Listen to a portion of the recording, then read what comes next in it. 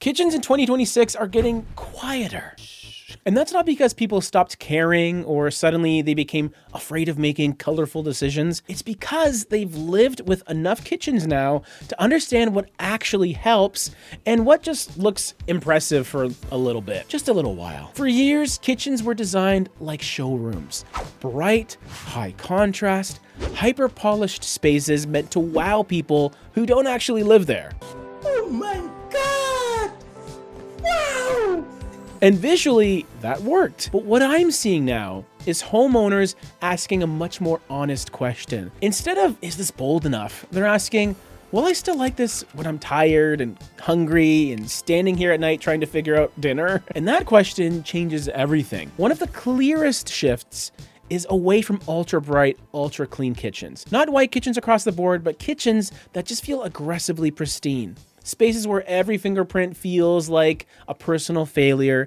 Those kitchens look incredible online and feel oddly stressful in real life. People want kitchens to feel like part of the home again, not a space that punishes them for existing. That's why we're seeing softer whites, warmer neutrals, and colors with a bit of visual weight instead of pure brightness. Kitchens are being designed to feel supported, not performative. Cabinet color choices tell you almost everything about where kitchen design is heading right now, because kitchens are permanent in a way trends aren't. When people choose bold cabinet colors just to feel brave or current, they end up locking the entire kitchen into that decision for a very long time. What's happening in 2026 is that people are choosing cabinet colors that feel emotionally stable. Mushroom-leaning neutrals, warm off-whites, quiet midtones. Colors that don't dominate the room or demand constant attention.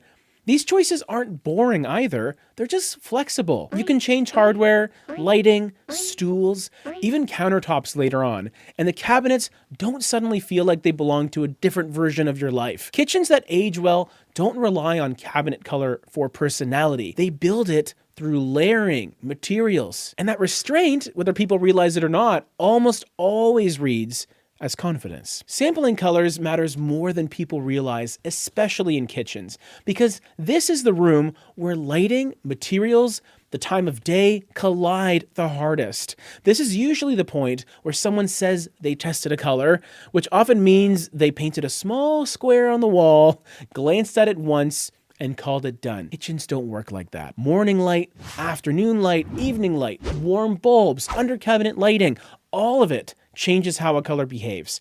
A color that looks amazing at noon can completely fall apart at night. This is where larger, movable samples actually earn their keep.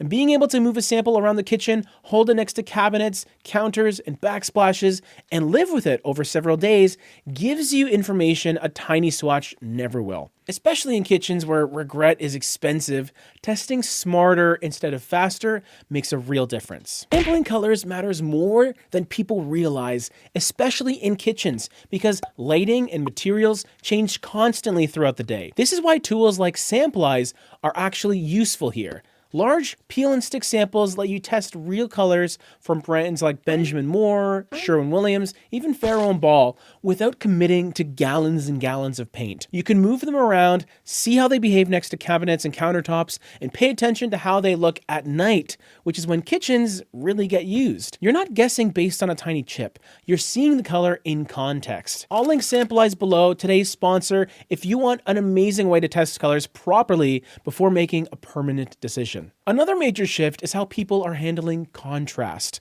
The sharp black and white kitchen isn't entirely gone, but it's no longer a default. High contrast kitchens look dramatic online, but feel oddly aggressive in real life. They're visually loud, and over time, they can feel exhausting. What people are choosing instead is quieter contrast. Darker islands paired with lighter perimeter cabinets. Mid-tone cabinets with softer supporting colors. Slight differences in depth instead of extreme jumps. The kitchen still has definition, but it doesn't feel like it's trying to prove something. Dark kitchens haven't disappeared either.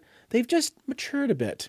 Instead of painting everything dark and hoping for the best, people are using dark colors selectively. Islands, lower cabinets, pantries, built-ins.